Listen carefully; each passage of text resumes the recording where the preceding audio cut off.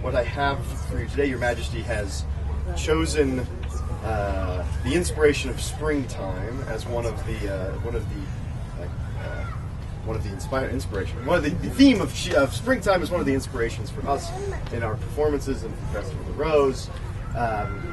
So I thought this would be a wonderful opportunity to present a dramatic recitation of the words of the 12th century troubadour, Baron, troublemaker,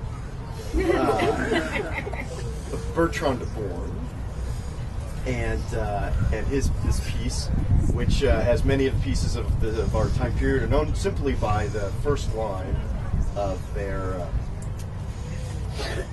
of the poem, of the first stanza. So this one could be entitled "The Gay Time of Spring Pleases Me."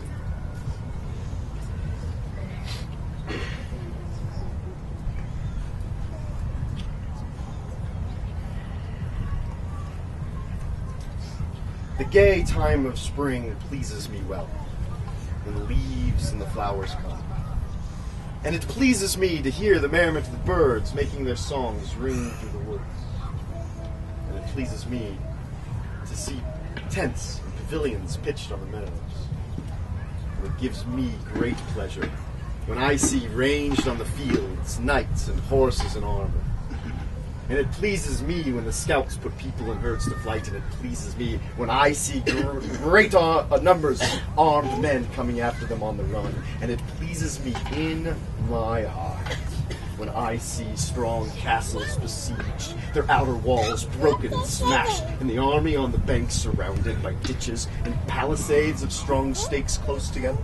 And it pleases me, too, when the Lord is first to the attack, armed on his horse and without fear, for then should he inspire within his men courage most valiant. And when the battle is joined, let every man be ready to follow him with pleasure, for none should be respected until he has given and taken many blows.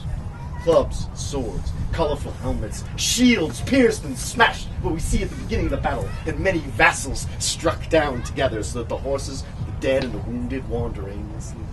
And when he enters the fray, let any man of rank think only of hacking heads and arms, for a dead man is worth much more than a live horse.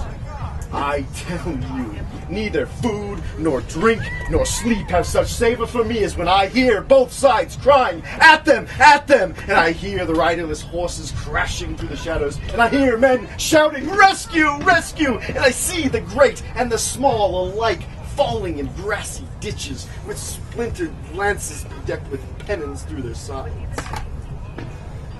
Love wants a knightly love. Good with his weapons and generous in serving, should be sweet-tongued and a good giver, who knows what is right to do, both outdoors and in, for a man of his potency.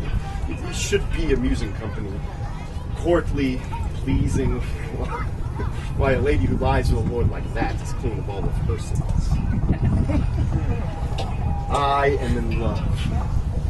I am in love with a maiden of high lineage in whom there is every beauty. And I am loved by her. And she gives me such courage that I shall never be vanquished, not even by the most presumptuous. Lords, pawn your castles, your towns, and your cities before you stop making war. Happy, go to King Yes and No. Tell him we have been at peace for too long.